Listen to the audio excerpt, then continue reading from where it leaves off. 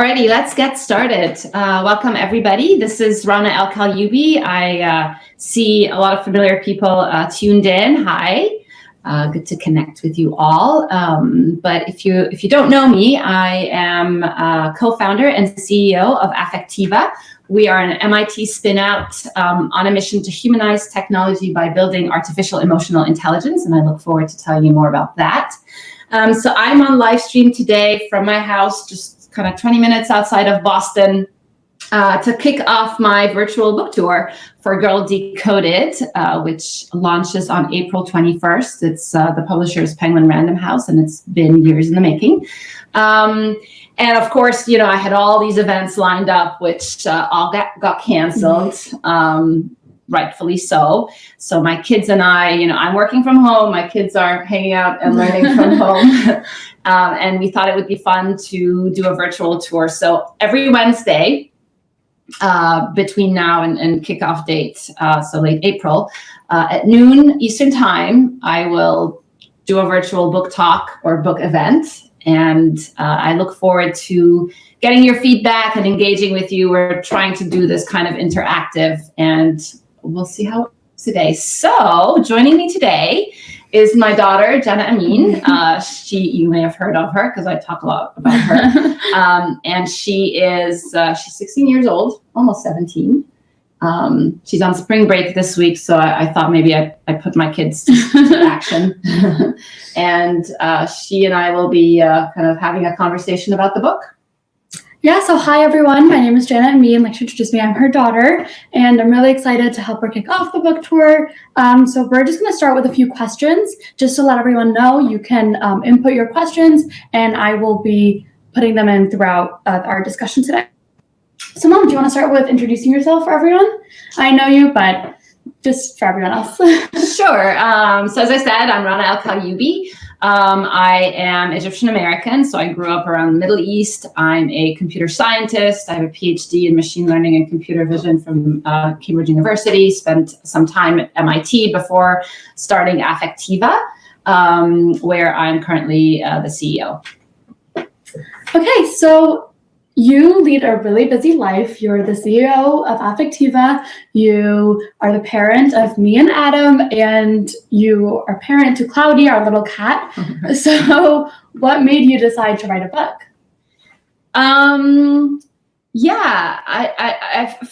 Initially the idea was to tell people and really share my passion about emotion AI and bringing emotional intelligence to technology. But as I started writing the book, I realized that my story, I wanted to share my story as well. I took a very unusual path, ending where I ended up being. And it took a lot of personal transformation and personal discovery, and kind of embracing who I am and really figuring out who I am. And I thought that story is somewhat universal. And I wanted to share it with people and inspire people to share their own stories as well. So why is the book called Girl Decoded? I know we talked about a number of names early on, but why did you decide on Girl Decoded? Yeah, it was an evolution. So it's called Girl Decoded because ultimately I had to decode myself. So essentially in my journey of trying to understand how to build machines that understand human emotions, I had to figure out my own emotions. I had to embrace my own emotions, as you probably know a little bit. I'm not always forthcoming about my own experiences, and I've had to learn to be vulnerable. And so the book is kind of this combination of my own personal journey, but also the journey of building emotions into technology. And so we landed on the name Girl Decoded. So I read the book, and one of the things I found really fascinating was how you intertwined your own personal journey with the technology. So can you tell us a little bit about your background and your personal journey? Yeah, so I grew up, I was born in Cairo, and I grew up in the Middle East. My parents are two technologists, surprise, surprise. They actually, my mom and my dad met at a COBOL programming class. My dad taught my mom programming, which was, and he tried to date her and she wouldn't, so he married her instead. But so I grew up in this family that values learning and education.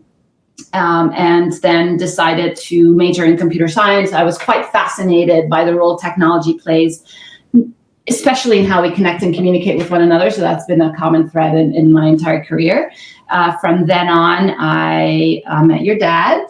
I had just graduated at like 19 or whatever, and he ran his own software company. I actually interviewed at his startup, did not get the job offer, but ended up marrying him instead. So I guess it kind of worked out.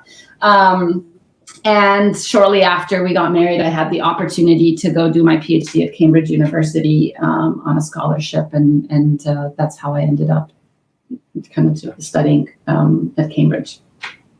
So at Cambridge, what got you into building technology that specifically understands emotions? Yeah, so before Cambridge, again, your dad and my ex, I was looking for a thesis topic for my master's degree, and he said, oh, there's this like really interesting book that just came out by Professor Rosalind Picard at MIT. It's called Affective Computing. We lived in Cairo at the time, and we ordered it off of Amazon. This is now 1998, and it took forever to show up. It took like 3 months to ship, and got held in customs for reasons that I still don't understand. Eventually, I read the book, and the thesis of the book was that computers, any form of intelligence, needs to have not only cognitive intelligence but emotional intelligence as well. And I just got so fascinated by that idea. As you can tell, I'm a very expressive human being, and I felt like, yeah, computers should really have that sense of EQ. But anyways, I got to Cambridge, and it really hit home because your dad stayed in Cairo because he was running the company. So I was alone in Cambridge, and I realized that I was spending more time with my computer than I did with any other human being, which is sad, unfortunate. But this computer knew absolutely nothing about how I was feeling, right? But to make things worse, it was the main kind of conduit or form of mediated communication with my family and your dad back home. And I just realized that all of the richness of our nonverbal communication kind of disappeared in cyberspace, which is ironic because we're doing this during the COVID crisis where we're all kind of forced to be at home and live our lives virtually. And once again, I feel like, people are yearning for this sense of connection. But it's really hard to do that. It's really hard to do that when you're online. Like for example, right now, it's hard for me to get a sense of how the audience is responding. And I wish you were all right in front of me right now. Speaking of the audience, we actually have an audience question from Yasmin. Will we be reading more about your own emotional journey leading to you being the brilliant person you are right now in your book? Yes, there's a lot of my personal story in there. And in particular, I would say, I grew up in the Middle East. I was in Kuwait. We lived in Kuwait during the first Gulf War in 1990 when Iraq invaded Kuwait, and our life was turned upside down. I was 12 at the time. And I remember when we went back to Egypt, I just completely shut down my emotions, and I just, powered through it. I kind of have a tendency to do that. Like I would just shut down and just like kind of focus on things I can control. And I just did that over and over again throughout my life. And it's only in the past few years when I decided that, no, I really have to embrace my emotions, and I really have to share it with myself, but also with the world. And it creates this kind of vulnerability and unique, authentic connection with people. So yeah, you will learn a lot about that in the book. I talk very openly about my divorce as well, which is, kind of a little bit of I wouldn't say a taboo in the Middle East, but it's not socially acceptable in the Middle East as it is here. But I do talk openly about that. So how did your upbringing in Kuwait and Egypt shape or change how you phrased Adam and me? Good question. I would say there's like core themes in the way Randura and Ayman, my parents, brought me up, and my two sisters, Rasha and Rula, that are very common and kind of consistent with how I'm raising you and Adam. First and foremost, there's this set of core values, right? Like work ethic, right? We work super, super hard, all of us, including 11-year-old Adam, like no slackers in this house, not allowed. So I'd say that's, and my parents really modeled that. And it was really about intrinsically being motivated to do the best you can do and be the best version of yourself. Second is being curious and lifelong learners. We love traveling as a family together, which I did with my parents. Every summer, we just travel around the world and just be open-minded to cultures and experiences. And now we do that together as a family, and we love that. So I think lifelong learning, and then just being compassionate, empathetic human beings, just caring about other people, fundamentally caring about other people. So I think that's all, I credit my parents for that, and hopefully it'll make you better. So you're really busy. And one of the questions I know you get often is, how do you balance being a mom and a CEO? Speaking from personal experience, there have definitely been some times where we make fun of you for putting fun on the vacation to-do list or other moments like that. Can you share a story maybe of how balancing being a mom and CEO looks like in your everyday life? I think the short answer is it's tough, and I wouldn't say it's never a balance. It's really hard to balance. It's more of a blend and how you integrate it all together. I do want to comment on the fun thing. So Jana, Adam, and I have this habit of goal setting whenever we set on a trip. So because we're stuck on hours and hours of flights, so we usually come up with goals for the year, and they're a combination of personal and academic and professional goals. And typically one of my goals is to have fun on this trip, which is, but that goes back to my struggle with balancing. I find it really, really, really hard to switch my work and affectiva off. And I now try to be very mindful about that, but in the early affectiva days, it was especially bad. One story that I like to share: a couple of summers ago, we were in Cairo. Well, we were in Egypt and for vacation, and I just could not get off my phone. I would be literally, we would be with friends in front of the pyramid. Yeah, I'd be slacking the team, or we would be having conference call time. It's okay. Yeah, exactly. Yeah. So, but then we were on the north coast by the Mediterranean Sea, beautiful blue water, and we went on a boat ride, and the kids were parasailing, and I pulled out my phone to video the kids, and the phone fell into the Mediterranean Sea, and I obviously was not able to get it back. And being at this resort, there was no Apple store to buy a replacement iPhone, so I was stuck without a device for about 10 days or so. The first days, it felt like withdrawal symptoms, right? I was itching to check email and be on social media and all of that. But after the first few days, I was able to disconnect, and it was awesome. I actually sat down and had conversations over dinner. It was new experience. Well, but I want to ask you, what is it like for you to be the daughter of a crazy busy mom like that? I don't know what. Your sense? I think we often joke that affectiva is the third kid in the family. And I definitely think that because we joke about that so often, I feel like affectiva has in many ways become the third kid. And so Adam and I care about affectiva almost as much as you do. And I think that's really important. I also think your being busy has taught both Adam and I to be much more independent, and has really helped us grow and become our own passionate people. And so I feel that, so in that way, a lot of what you've done has become a role model for us. So yeah, that's my answer. I will say, and that's something that I feel very passionately about as a leader. I integrate my family and my professional life. So, everybody at Affectiva knows my kids. I know a lot of the Affectiva teens, kids and families. And I do think that that's the reality of our lives, right? And I think extra compartmentalizing isn't necessarily healthy. So actually, one of the questions we got from our audience relates to this. Her question was, how do your emotions factor into your leadership style?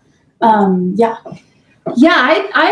really bring, again, I think the spectrum of emotions we can express and share can be really powerful. And my leadership style just is very empathetic. I lead with compassion and empathy. I lead with vulnerability. So I often kind of share where, the struggles I'm having in my own personal life, and I find that just it's reciprocal. People want to share back, and they resonate. It makes me more human. And do you think there's room for vulnerability in STEM for women, like specifically?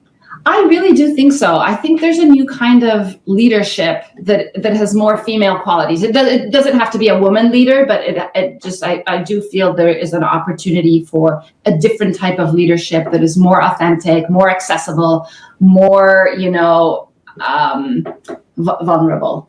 I do have one story to share about that, which often gets me into trouble. So a number of years ago, we were interviewing for a marketing manager position. And this woman, Ashley, walks into, I was interviewing her. So I walk into the interviewing room and she's there and clearly pregnant. So the first thing I say, which is the human thing to do, I'm like, oh my God, like you're pregnant. Like, how exciting. Like, when's the baby due?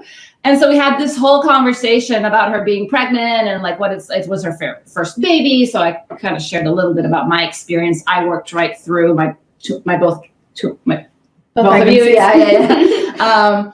But then, okay, and it was a great interview. And then after the interview, our HR manager just like totally freaked out. She was like, "What? You asked her about being pregnant? Like, you're not supposed to do that." I'm like, but it must be the key thing in her life right now. Anyways, we ended up hiring Ashley. She's a total rock star. She's now on her second baby. But she's had her second baby at Affectiva, and we just love her. So I think, I lead humans first. I lead with humanity. It's basically the answer. Okay, so what advice would you give to your younger self? I'm currently 16. You were 16 when you first started college. What advice would you give to me or your younger self? I honestly think the biggest piece of advice is to embrace your inner voice and not be your own. Don't be your own biggest obstacle. I still struggle with this kind of Debbie Downer voice in my head that is just this Debbie Downer. It just keeps saying, "Oh, you can't do this. There's no way you can pull this off. Like, it's not going to work out. You're going to fail miserably." All of these like negative kind of thoughts. And I think you just have to like reframe that voice so that it's more empowering. An example that I like to share, again, from my kind of work experience, a few years ago. So when we started Affectiva, we hired a seasoned business executive to run the company. Roz and I co-founded it, but we hired the CEO, David Berman, to run the company. And then he left after a few years. So the question was, okay, who's going to be the next CEO? And I was the obvious choice because Affectiva is my baby and I know the technology inside out. But I was just too scared. I in my head, I was like, I've never been CEO before. I don't want this company to fail. And I did not raise my hand. Interestingly, our head of sales, who was also never CEO before, he said, "Sure, I'll do it." And he became CEO. And he was great. He definitely brought a lot of experience and frugality to the company. But after a few years, I just felt that I wanted to be the CEO. I actually Googled, like, what are the responsibilities of a CEO? And I created a bulleted list. And I checked I was already doing the job. I was raising the money for the company. We've raised over $50 million. I was the face of the company. I knew the technology. I was very passionate about it. I was kind of the gatekeeper of our core values. So it took I had to convince myself first that I could do it, with the help of actually a lot of mentors. But once I convinced myself, it was a unanimous vote by the board and a lot of support from the team and our partners. So just don't be your own biggest obstacle. So I love this next question from Munid. Is your book just about girls, or is it possible for me to read it as a man? I will actually say, like, so far, so we've been shipping out, it's definitely not for girls. It is for anybody who is forging their own path. I think it will resonate hugely with technologists and people who care about the future of technology and AI, people who care about ethics in how we build and deploy and develop AI. And really people who are just looking for leadership, different approaches to leadership, different approaches to personal transformation. And I will say we have already shipped early, you can see some of the AREs, the early reader editions of the book, and the majority of the people who have read the book so far are men. And they found some aspect of the book that resonates with their own personal story and journey. So yeah, definitely read the book, even if especially if you're not a woman. So we have a number of questions about the applications of AI. One being, once a computer detects your emotional state, how should it adapt and react accordingly? And how will my computer behave differently with your technology? So could you do a little bit of a deep dive into the technology really quickly for us? Yes. I will say, though, we are doing this every week. And next week, the plan is to do a real deep dive into what is emotion AI, what are the applications and use cases, and what are the ethical considerations. So tune in for sure next week. I will also make sure to include a live demo of the technology. But the short answer is the way we communicate emotions, or not just emotions, our expressions and our mental states, is a combination of your facial expressions, your hand gestures, your vocal intonations. And so we use machine learning, computer vision, deep learning, and speech analytics to capture all of that information. And we do it in real time. And the applications range from anything like capturing the nonverbal responses of an audience. Like imagine if you guys had your cameras on and we were able to capture all of that data in real time, and I would like see a real-time graph of whether I'm like boring you to death or if it's somewhat engaging. So that's one use case, for example. 2 applications in automotive to help our roads be safer. So Jana's about to start driving, and it would be awesome if our car told me if she was distracted while driving, or has 100 friends in the back seat when she's not supposed to, or tired as she's driving. So I think there's a huge opportunity to make our roads safer. So that's one use case. And then of course mental health. I did a lot of work with autism and most recently around depression and Parkinson's. Yeah, so tune in next week if you want to learn more about the applications. Okay, so the next question is from Adam Shire.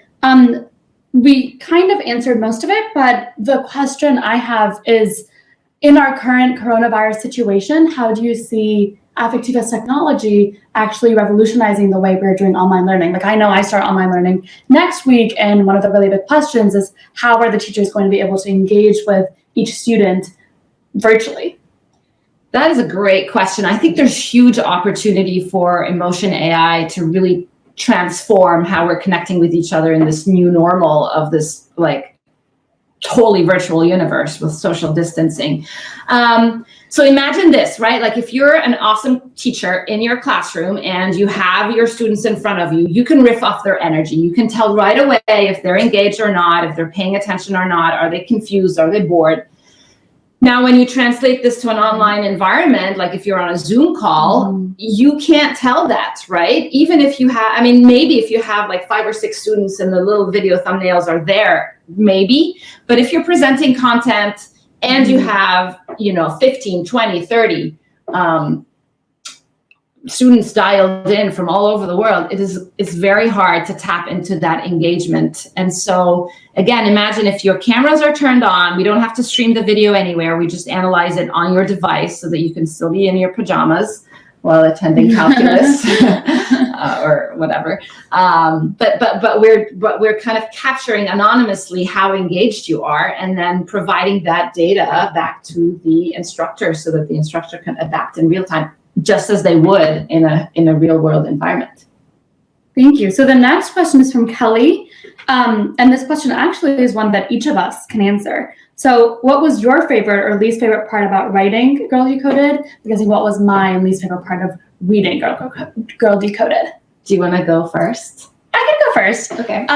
So I think reading it was amazing to hear about her experience almost from like a third perspective, because yes, obviously I'm reading about segments of my life and I know a lot of it.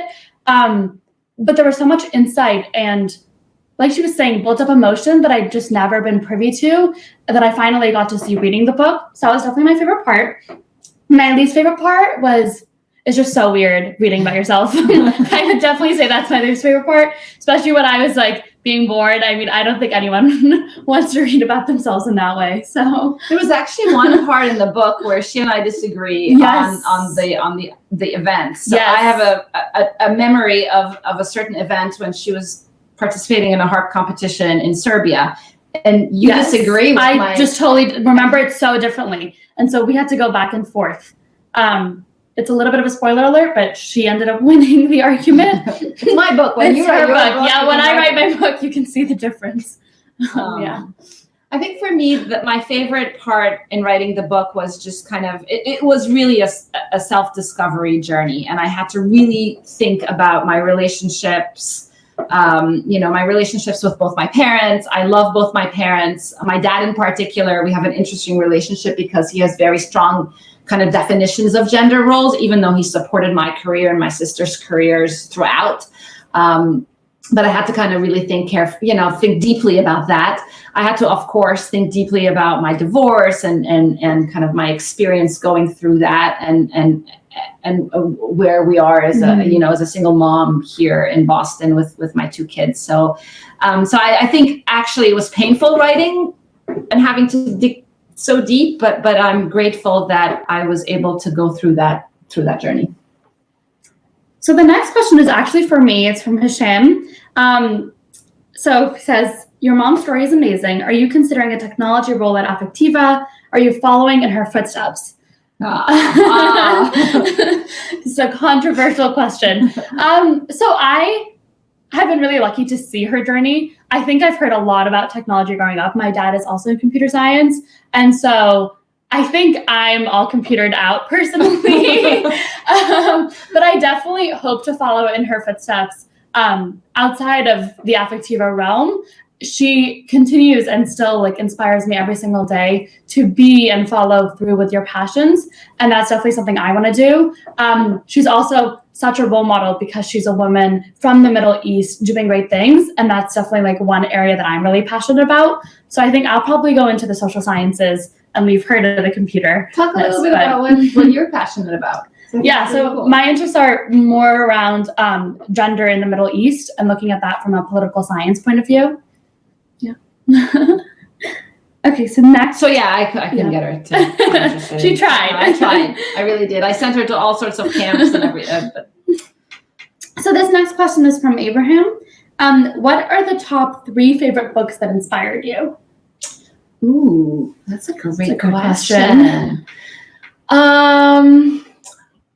So I just recently read Ryan Holiday's The Obstacle is the Way. I love that book because the premise of it applies so much in today's world. Basically, the thesis is when you face an obstacle, you have a choice. You either succumb to the obstacle and give in, or you just try to forge your way through it and work your way through it. And I feel like it's so timely, especially with what's happening around us. There's a lot of health implications of COVID, but also economic implications, and people's lives are affected in all sorts of ways.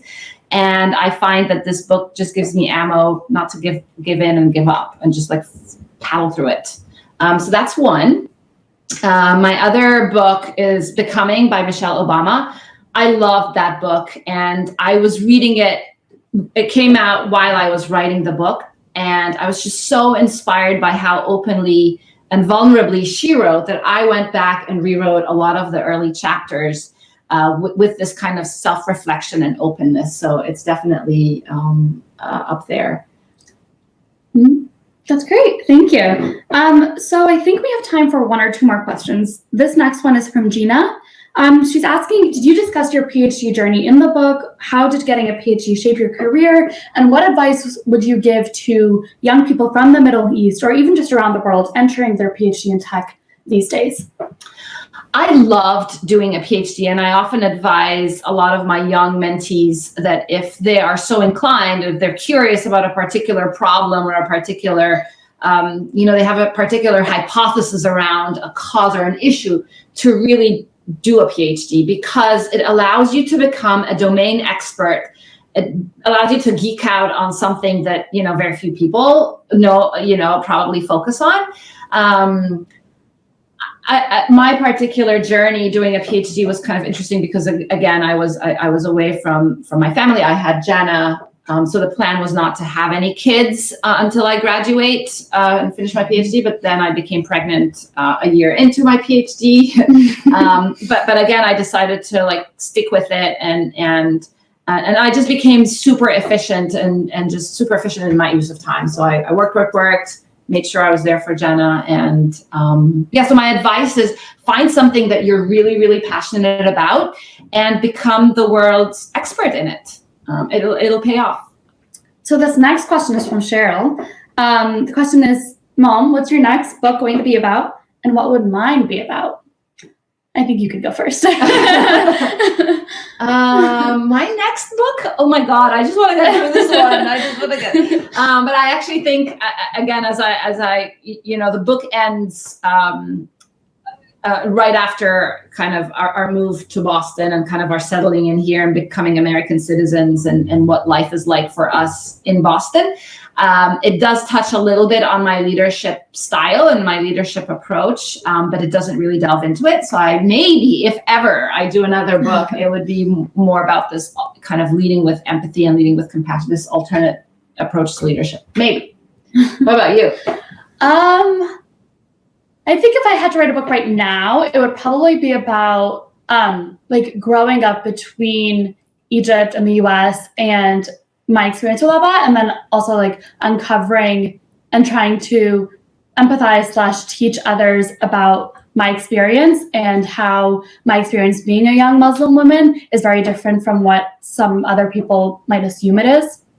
I think you talk a lot about how there's not only one narrative to being a Muslim woman, and there's a lot of obviously misconceptions and stereotypes around that, which I kind of touch upon from my personal lens in the book, but you've now researched this across many, many women. Yeah. Muslim women, yes. And I think what's fascinating for me is that as I do more and more research and even just like read about your story, I find that the misconceptions are just so different from the reality just because there isn't one narrative around Muslim women. And so, yeah, I'm really passionate about that. So that's probably what my book would be about. Let's do it. Yeah. We're all at home anyways. Yeah. Our next question is by Smart Code of Life. What piece of advice would you give to young women of color seeking to venture into tech? That's a great question. Again, I think the top piece of advice is to just embrace it. Do not succumb. Do not be the biggest obstacle in your own way. Pick something that you're passionate about. Ignore the naysayers. You're going to run into a lot of people who will just not believe in you, and instead support yourself with a small group of people who are cheerleaders. They can still be very brutally honest with you and give you brutally honest advice, but they believe in you and believe in your career. That's really critical. And then just have a ton of grit. Yeah. So the next question comes from Amar Samra. And it's a great question. Hi, Omar. Do you think there will come a time when human beings will have to merge with machines / AI to avoid extinction? Or do you see it more as an indefinite partnership? Yeah, I mean, I don't think humans are, I don't think it's a human versus AI kind of battle. I really do think of AI and technology just as another tool that is in service of humans and humanity. And once you have that mindset, it is a partnership that's designed to make us better. And in my particular case, in my universe of emotion AI, the whole thesis of my work is that as we continue to migrate to a more digital universe, we need emotional intelligence. And the only way we do that is if we're able to augment it with a technology component, because we're on technology all the time. So yeah, it's a partnership. I think we are in control of this partnership, and in this relationship, we can design it the way we want it to be. So our next question is from Jason. He says, can't wait to read the book. Do you talk about how your views on social issues transform throughout your life? Yes, I do. There's one particular moment. I'm a huge, as you would expect, I'm a huge advocate for diversity and inclusion. Probably shaped by my own personal experiences, but also by being a minority. You know, I run an AI company, and I'm a woman. I'm Muslim. I often joke that I check a lot of the minority boxes. And I really fundamentally believe that diversity is important for our technology and our business, like it's table stakes, as well as, of course, it's the right thing to do. And so a few years back, I'll just share a quick story. A few years back, we were organizing this hackathon. We wanted to do it in a different way. And so we were adamant that we included women. We were adamant that we included non-computer scientists and non-programmers. So we had psychologists, we had clinicians, we had musicians. And at the event, there was this transgender person who walked up to me, and she was quite distressed because she was a very accomplished MIT PhD, but her parents were not accepting her as a female. And we had this conversation, and we tried the technology out, and it was just, I had this like very deep human moment with her, and it just made me realize that at the end of the day, all of the work I'm doing is not about the machines, it's actually about human connection. Okay, so our final question is from Jeffrey. They say that writing a memoir reveals things about yourself that you weren't aware of. Did you have that experience? And if so, can you give us an example? It's a tough question. What did it reveal about me? I think from hearing about writing the book, like throughout just at like dinner table conversations, I think it was really like this discovery that you haven't always been open with your emotions. Right. I feel like I heard that over and over. I think I have. I'm. By the way, I am a work in progress. I'm not there yet, and some people say I hide behind the digital. But I am learning to embrace my emotions and not embrace them to the world. I mean, embrace them to the world, but actually more importantly, just embrace them to myself. So I journal a lot, and I would advise you all to take on journaling. It's awesome, and it's where I just let it all out. So I wouldn't want my journal to go anywhere. Yeah. Okay, so finally, can you leave us with one more thought you might have? And just a reminder to everyone that she will be doing another virtual book tour session next week at the same time. So please tune in. Yeah. Anything you want to leave us with? We also, I think, have one more question on the way. Okay. So, yeah. Should we do the question and then I'll give you time to think about the fun? Yeah. Yeah. So the question is coming right now. But yeah, so it's from Chris Nandu. Sorry for butchering your name. Your work at Media Labs for developing emotional hearing aid was absolutely wonderful. What is your take on emotion AI as an answer to autism? Oh, yeah. So the very first use case of the technology that we explored was for autism. It's actually what brought me over to the United States. So Roz Picard, who's the MIT professor that inspired and continues to inspire my work, and she's also Affectiva's co-founder, ran the affective computing group at MIT.